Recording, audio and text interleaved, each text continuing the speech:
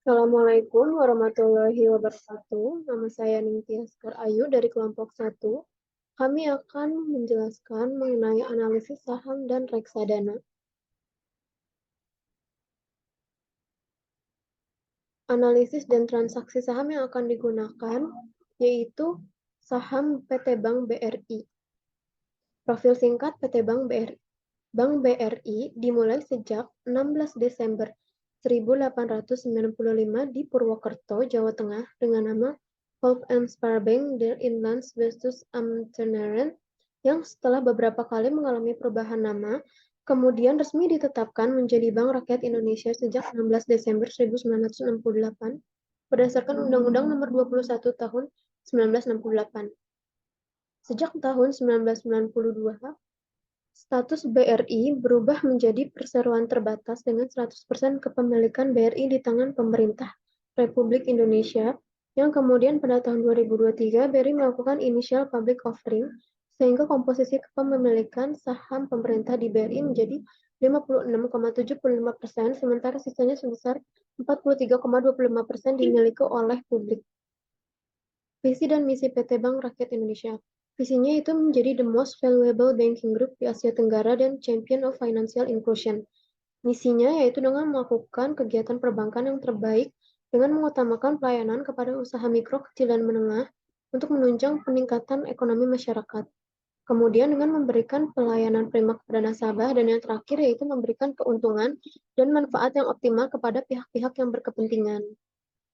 Analisis fundamental saham BRI. Model bisnis PT Bank BRI yaitu industri perbankan dengan sumber pendapatan dari pendapatan bunga dari kegiatan perbankan serta kepemilikan saham pemerintah Republik Indonesia sebesar 56,75% dan kepemilikan oleh publik sebesar 43,25%.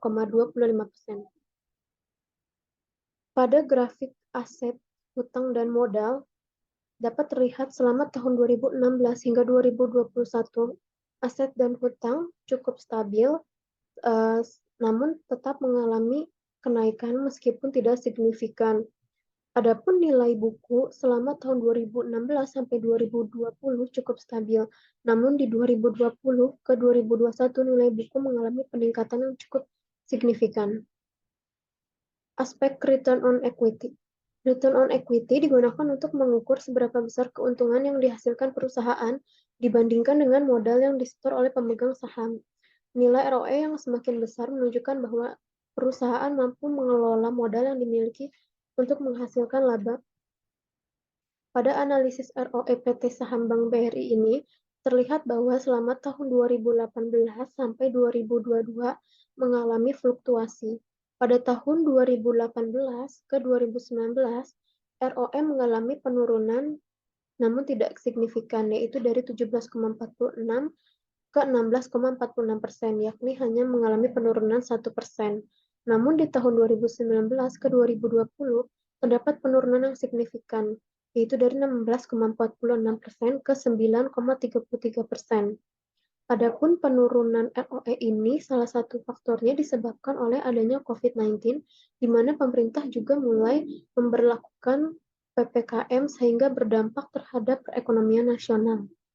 Di tahun 2020 ke 2021 mulai mengalami sedikit peningkatan, yaitu 10,65%, dan di tahun 2021 ke 2022 mengalami peningkatan yang cukup signifikan, sehingga di tahun 2022 ROE-nya menjadi 16,87%. Aspek return on asset atau ROA. ROA menunjukkan seberapa besar kemampuan perusahaan menghasilkan laba dengan menggunakan total aset yang dimiliki perusahaan.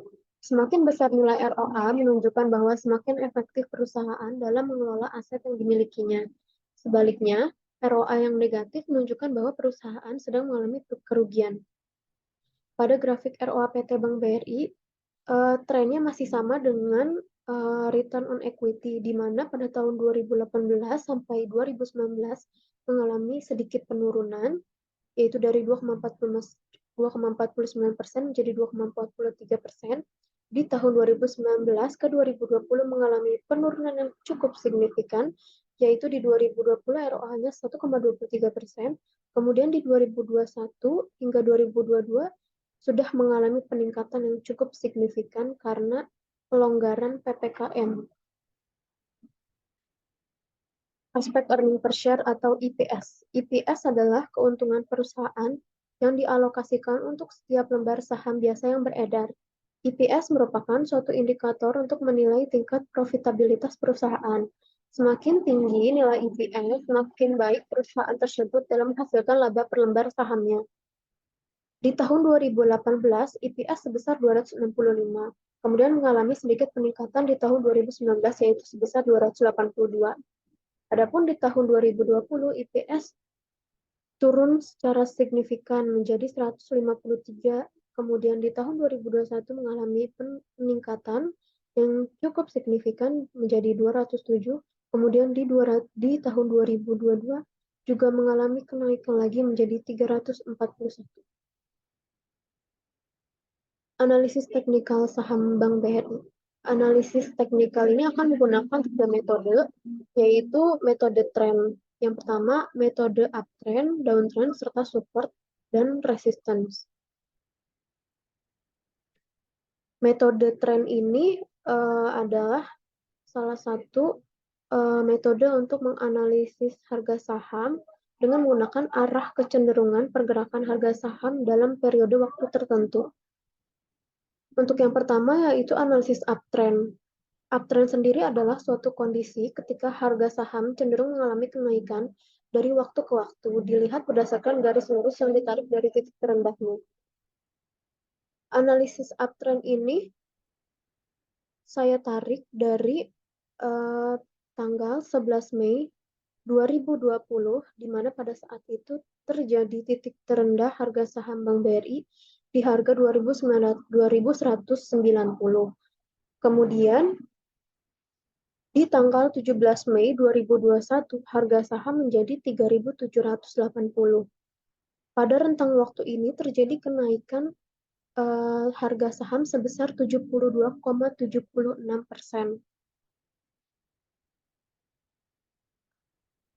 Kemudian analisis downtrend. Downtrend sendiri adalah kebalikan dari uptrend, yaitu suatu kondisi ketika harga saham cenderung mengalami penurunan dari waktu ke waktu, dilihat dari garis lurus yang ditarik dari titik teratas. Pada grafik harga saham Bank BRI ini, garis teratas yaitu terjadi di tanggal 20 Januari 2020, di mana harga saham menyentuh harga 4.620. Kemudian titik terendahnya yaitu pada 20 September 2021 dengan harga saham menyentuh 3.870. Pada rentang waktu tersebut, terjadi penurunan harga saham sebesar 16,37%. Dan yang ketiga yaitu analisis support dan resistance. Support dan resistance sendiri ini merupakan metode dan indikator yang paling umum dan sering digunakan dalam analisis teknikal. Support adalah titik harga di bawah, di mana pada level tersebut penurunan harga suatu saham memiliki probabilitas besar untuk tertahan dan memiliki potensi besar untuk berbalik naik atau rebound. Pada grafik support ini, ditarik harga terendahnya yaitu pada tanggal 11 Mei 2020 dengan harga saham menyentuh 2.180. Pada bulan Mei 2020 ini, yakni merupakan puncak ketika COVID-19 mengalami puncak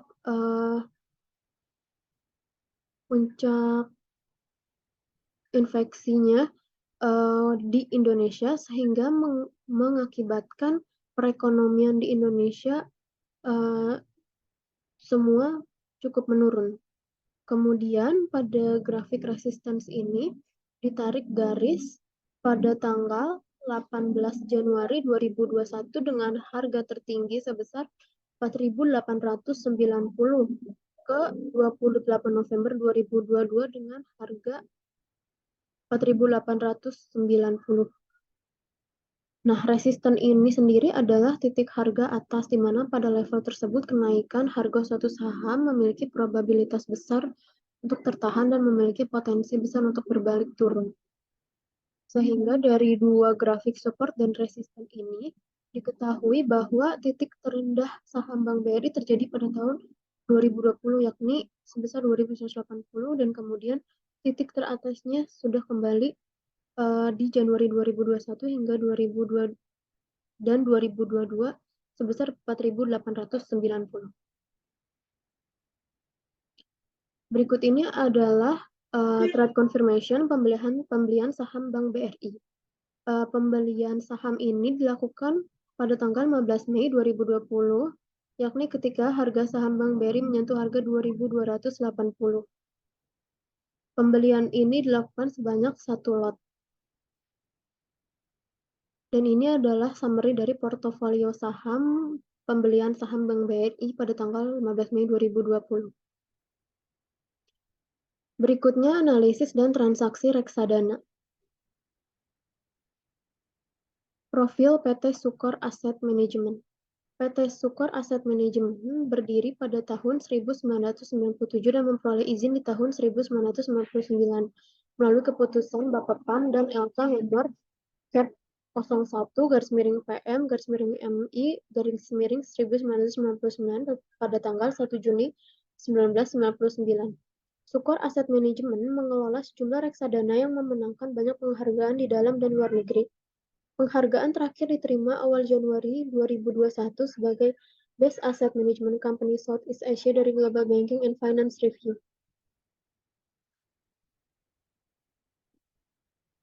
Produk reksadana yang dibeli yaitu reksadana pasar uang dari PT Sukor Asset Management. Produknya sendiri yaitu Sukor Invest Money Market Fund. Sukor Invest Money Market Fund bertujuan untuk memberikan tingkat likuiditas yang tinggi untuk memenuhi kebutuhan dana tunai dalam waktu yang singkat sekaligus memberikan tingkat pendapatan investasi yang menarik. Dapat dilihat performa reksadana pada tahun 2020 hingga 2023.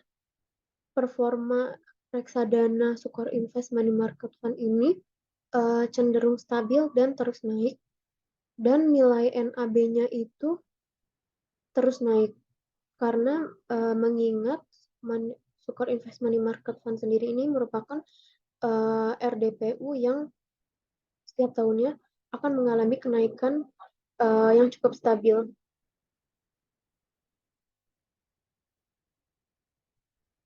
Nah, terlihat di sini adalah fund fact sheet dari Sukor Invest Money Market Fund. Terlihat bahwa Sukor Invest Money Market Fund ini alokasi portofolio dan reksadananya itu sebagian besar ditaruh di obligasi dan sukuk koperasi dengan jangka waktu kurang dari 1 tahun. Ada juga yang ditempatkan di deposito dan setara kas sebesar 5,87%, namun mayoritas tetap ditempatkan pada obligasi dan sukuk korporasi sebesar 94,03%. Adapun holdings untuk alokasi efek terbesar yaitu mayoritas di obligasi, kemudian ada time deposit di PT Bank MNC Internasional sebesar 3,94%. Kinerja reksadananya itu cukup stabil mulai dari Oktober 2014 sampai 2022. Kinerja reksadana sejak diluncurkan cenderung meningkat dan stabil. Di bawah ini merupakan grafik aset under management yang dikelola oleh Sukor Invest Money Market Fund.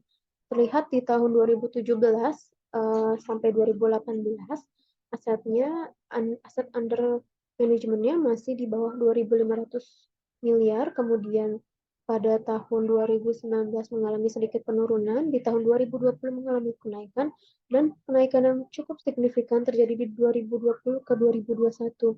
Namun di tahun 2021 sempat mengalami penurunan yang cukup signifikan, namun meningkat kembali selama tahun 2021 ke 2022 hingga 2023.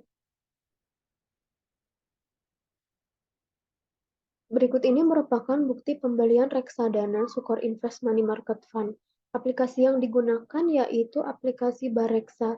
Pada tanggal 25 November 2022 terjadi transaksi pembelian Sukor Invest Money Market Fund sebesar 500.000. Dan ini adalah bukti penjualan reksadana Sukor Invest Money Market Fund. Terjadi penjualan di tanggal 12 Desember 2022 sebesar Rp500.080. Berikut ini adalah summary portofolio reksadana dari pembelian dan penjualan reksadana Sukor Invest Money Market Fund. Di tanggal 25 November 2022 terjadi pembelian seharga Rp500.000 dan pada tanggal 12 Desember 2022 terjadi penjualan dengan harga Rp500.080 sehingga terjadi laba Rp80. Demikian analisis saham dan reksadana yang dapat kami sampaikan. Terima kasih.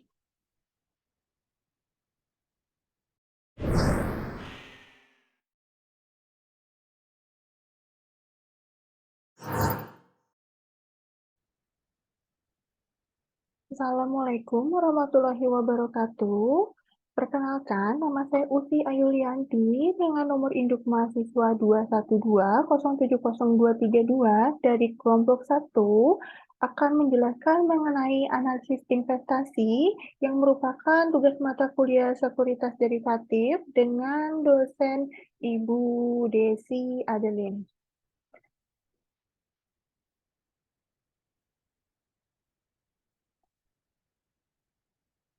Di sini saya akan menjelaskan tentang analisis saham dan analisis reksadana. Sebelumnya, video ini dibuat untuk memenuhi tugas mata kuliah sekuritas derivatif, dan video ini bukan untuk mempromosikan platform investasi tertentu. Di sini ada analisis saham. Yang kita tahu, saham itu salah satu instrumen pasar keuangan yang paling populer. Menerbitkan saham merupakan salah satu pilihan perusahaan ketika memutuskan untuk pendanaan perusahaan. Pada sisi lain, saham merupakan instrumen investasi yang banyak dipilih para investor karena saham mampu memberikan tingkat keuntungan yang menarik. Di sini saya membeli saham PT Astrindo Nusantara Infrastruktur melalui aplikasi Ajaib. Di sini sekilas profil perusahaan PT Astrindo Nusantara Infrastruktur. Merupakan sebuah perusahaan yang bergerak di bidang infrastruktur sumber daya energi terintegrasi di Indonesia. Perseroan didirikan pada tanggal 19 April 2007 dengan nama PT Macau Oil Engineering and Technology di Jakarta, berdasarkan Akte Pendirian nomor 4 tanggal 19 April 2007. Pada 30 September 2009, PT Macau Engineering and Technology resmi mengubah namanya menjadi PT Benakat Petroleum Energi Tbk sesuai dengan Akte nomor 133 tanggal 30 September 2009 yang dibuat di hadapan Notaris Hamburg Lee SH SEMKM di Tangerang. Selanjutnya, pada 11 Februari 2010, perseroan memperoleh pernyataan efektif dari Bapepam LK untuk melakukan penawaran umum perdana saham IPO kepada masyarakat sebanyak 11 miliar 500 juta dengan nilai nominal 100 rupiah per saham dengan harga penawaran Rp140 per saham. Perseroan pun tercatat secara resmi sebagai perusahaan terbuka di Bursa Efek Indonesia dengan kode perdagangannya BP. Dalam upaya memperkuat identitas perseroan di bidang infrastruktur, sumber daya energi terintegrasi, dan mengembangkan bisnis secara progresif dan berkelanjutan, maka PT Benakat Petroleum Energi Tbk memutuskan untuk melakukan perubahan nama menjadi PT Benakat Integra Tbk pada rapat umum pemegang saham. Pada tahun 2017, perseroan memiliki 3 entitas usaha dan 1 unit bisnis yang berfungsi untuk mendukung pertumbuhan kinerja perseroan secara berkelanjutan. Perseroan terus berupaya memperluas bidang usaha perseroan dengan melakukan diversifikasi produk dan jasa terintegrasi di bidang sumber daya energi. Setelah mengalihkan fokusnya dari eksplorasi sumber daya alam menjadi pembangunan infrastruktur, PT Benakat Integritas berganti nama menjadi PT Astrindo Nusantara Infrastruktur Tbk. Keputusan ini disetujui oleh para pemegang saham dalam rapat umum pemegang saham luar biasa yang diadakan pada 9 Mei 2018. Di sini bisa kita lihat harga saham BP dalam 5 tahun terakhir. Di sini tercatat sebenarnya pada tanggal 22 Februari 2018 itu di angka Rp99, tetapi angkanya terus turun sampai stuck di Rp50, sampai dengan pada akhirnya angka tertinggi di tanggal 1 Agustus 2022 dengan harga Rp224. Tetapi setelah angka tertinggi di tanggal 1 Agustus 2022, di sini tercatat harganya turun di 135 pada tanggal 31 Oktober 2022. Di sini ada analisa fundamental, di sini ada income statement. Di sini bisa kita lihat revenue dari 2017 sampai 2021 itu mengalami, dari 2017 sampai 2020 itu mengalami kenaikan di revenue-nya. Tetapi pada tahun 2021 revenue-nya itu turun. Sedangkan net income dan profit margin pun sama, dari 2017 sampai 2020 itu turun secara signifikan. Di sini ada balance sheet-nya, total asetnya itu dari 2017 sampai 2021 pun sama, mengalami turun, total liability-nya juga sama, mengalami penurunan yang sangat drastis, apalagi di tahun 2021. Di sini ada aset. Ketika kita bisa lihat grafiknya, pada tahun 2018 itu asetnya tercatat di 18 triliun, tetapi pada tahun 2019 itu turun sedikit jadi 17 triliun 300, tetapi di 2020 saham asetnya itu naik jadi 19 triliun, dan saat 2021 turun secara drastis dari 19 triliun ke 13 triliun. Tetapi 2022 bangkit kembali, harga asetnya jadi 17 triliun. Di sini ada return of asset. Sebenarnya ini untuk menunjukkan seberapa besar kemampuan perusahaan dalam menghasilkan laba dengan menggunakan total aset yang dimiliki perusahaan. Jadi di sini return of asset-nya itu berupa persenan. Kalau misalnya kita baca dalam grafik, sebenarnya dia itu sempat naik di 2019 dari 1,52% ke 1,56%, tetapi turun di 2020 jadi 1,51%, dan pada puncaknya di 2022 itu turun dari 1,5% ke 1,21%. Di sini juga ada return of equity, itu mengukur seberapa besar keuntungan yang dihasilkan perusahaan dibandingkan dengan modal yang disetor oleh pemegang saham. Pada tahun 2018 ke 2019 tercatat naik dari 4,91 ke 5,39. Tetapi 2020, 2021, dan 2022 puncaknya itu turun dari 5,39 ke 2,53%. Dan di sini ada earning per share. Earning per share itu keuntungan perusahaan yang dialokasikan untuk setiap lembar saham biasa yang beredar. Sebenarnya earning per share itu indikator untuk menilai tingkat profitabilitas perusahaan. Jadi semakin tinggi EPS-nya, semakin baik perusahaan tersebut dalam menghasilkan laba per lembar sahamnya. Di sini sih Kalau misalnya kita lihat dalam grafiknya, itu dia turun dari 2018 ke 2019, tetapi naik di 2020. Sebenarnya naik sedikit sih, cuman di tahun 2021 sampai 2022 itu turun secara signifikan kalau misalnya kita lihat dari grafiknya. Nah, di sini ada trade confirmation saat saya beli saham BP di platform aplikasi Ajaib. Jadi saya beli di tanggal 10 Februari itu di angka Rp177 dengan jumlah sahamnya 300. Jadi totalnya itu 53.100. Ini saya beli. Dan waktu itu saya langsung jual.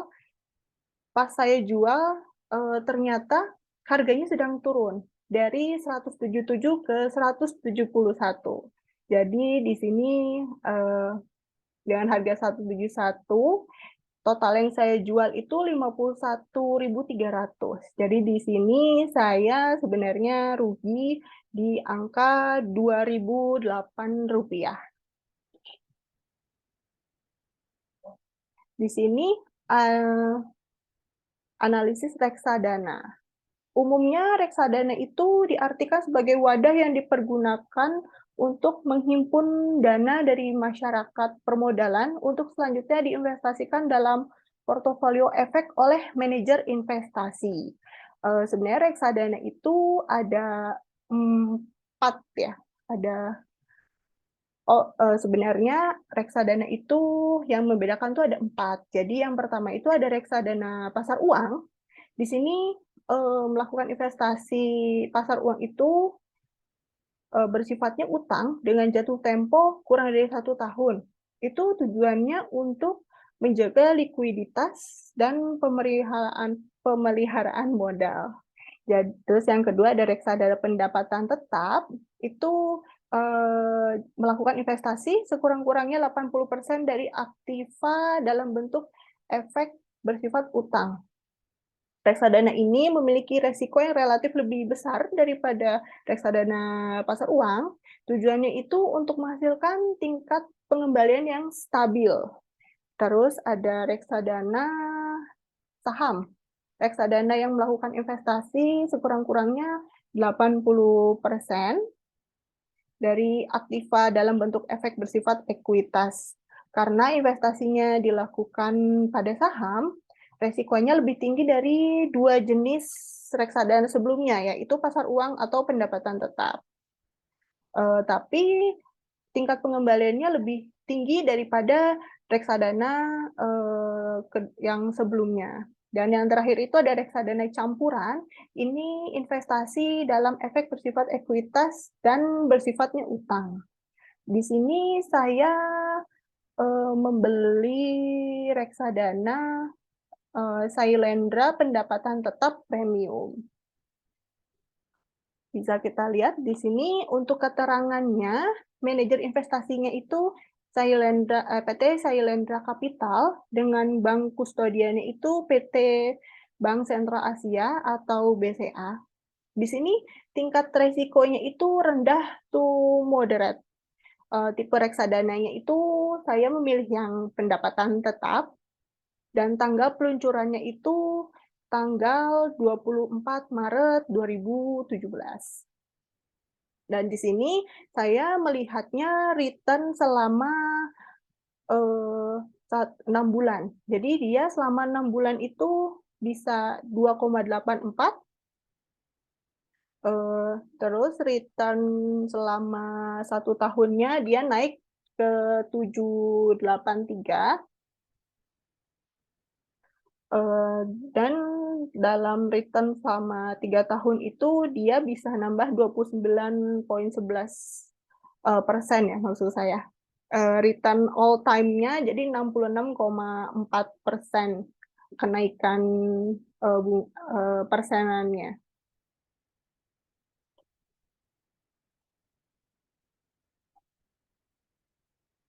Dan di sini performa dalam 5 tahun dalam 5 tahun terakhir PT Sailendra Pendapatan Tetap Premium itu bisa kita lihat di awalnya mereka menjual reksadana di angka 1.000.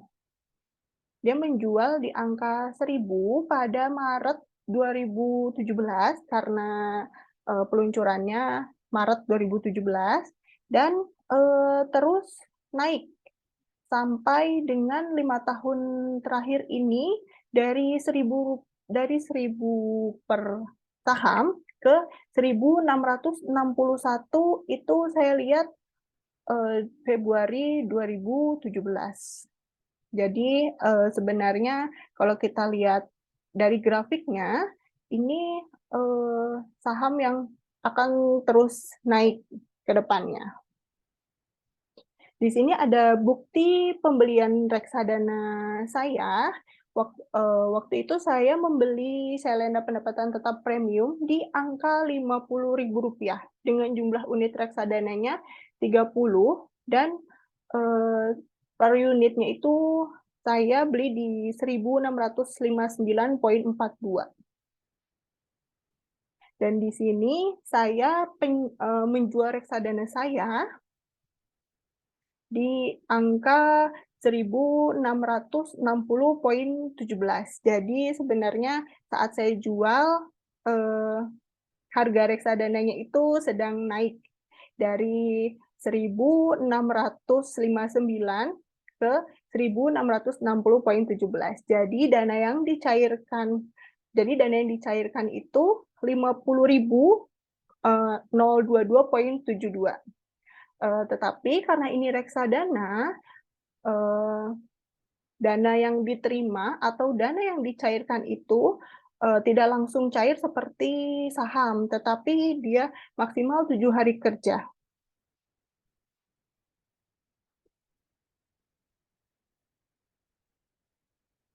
Sekian presentasi dari saya. Mohon maaf bila ada kata yang tidak mengenakan atau salah kata.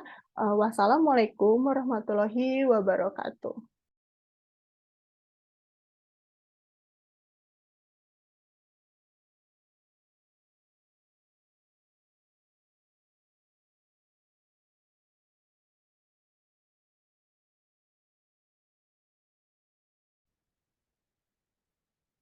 Assalamualaikum warahmatullahi wabarakatuh. Perkenalkan, nama saya Muhammad Abdillah. Saya dari Manajemen Pelaksanaan Ekonomi. Hari ini saya akan membahas tentang analisis saham dan reksadana yang saya beli dan jual.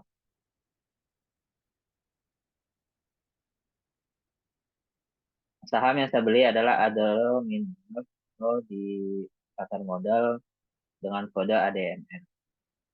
Yang pertama, sejarah Adaro Minerals itu, PT Adaro Minerals Indonesia adalah usaha Adaro Energi yang bergerak di bidang pertambangan batubara. Hingga tahun 2021, perusahaan ini menguasai 5 konsesi tambang batubara dengan total luas 146.579 hektar di Kalimantan Tengah dan Kalimantan Timur. Perseroan ini bergerak di bidang usaha pertambangan dan perdagangan batubara metalurgi melalui perusahaan anak dan menjalankan kegiatan usaha berupa jasa konsultasi manajemen. Kemudian Adaro Minerals Indonesia ini didirikan awalnya dengan nama PT Jasa Power Indonesia pada tanggal 25 September 2007 dan beroperasi komersial sejak 2016 dan melantai di BI pada tanggal 3 Januari 2022. Kemudian ini penjualan dan pembelian yang saya lakukan. Saya melakukan pembelian saham ADMR ini pada tanggal 1 November 2022 dan melakukan penjualan saham pada tanggal 7 November 2022. Untuk pembeliannya saya membeli di harga 2 kali pembelian di harga 170 atau 1.700 dan 1.695, kemudian menjualnya di harga 1.815. Kemudian ini analisis teknikalnya untuk saham Adaro Minerals. Saya menggunakan stokastik, kemudian saya membeli pada tanggal 1 itu di titik supportnya, yaitu di 1.695 dan 1.700 tersebut. Kemudian saya menjualnya pada saat di tanggal 7 itu di harga 1.815 tadi. Kemudian ini analisis fundamentalnya. Analisis fundamental dari Adaro ini meningkat pada tiap dari 2021 sampai 2022. Kemudian dari reksadana yang saya jual beli juga. Untuk reksadana yang saya ambil itu adalah Sukor Investable Fund, di mana Sukor Investable Fund ini racing star di antara produk reksadana yang dijual secara terbuka kepada publik di tanah air. Sebab reksadana ini dikelola oleh PT Sukor Asset Management dan dana kelolanya paling jumbo dengan lonjakan mencapai 69% sepanjang tahun berjalan hingga Juni 2022. Kemudian ini penjualan dan pembelian saham yang reksadana yang saya lakukan. Saya membelinya tanggal 5 April dan menjualnya tanggal 19 April. Nah, ini analisis fundamentalnya. Kenapa saya membeli Sukor Invest? Yang pertama ada dana kelolaannya semakin tinggi ya setiap tahun, setiap bulannya. Itu kan menunjukkan bahwa reksadana ini dipercaya masyarakat dan memiliki return yang lumayan tinggi. Terus kemudian NAV-nya atau net asset value-nya, ini komponennya kan NAV terdiri dari nilai surat berharga, saham, obligasi, surat berharga pasar uang, dan deposito yang ada di dalam reksadana tersebut. Ditambah dengan dividen dan atau kupon obligasi yang didapat, dikurangi biaya operasional reksadana seperti biaya manajer investasi, biaya bank kustodian, dan biaya lain-lainnya. Jadi net asset value ini bisa dijadikan bisa dikatakan bahwa ini harga bersih dari reksadana saat ini. Sekian presentasi dari saya, kurang lebihnya mohon maaf. Wassalamualaikum warahmatullahi wabarakatuh.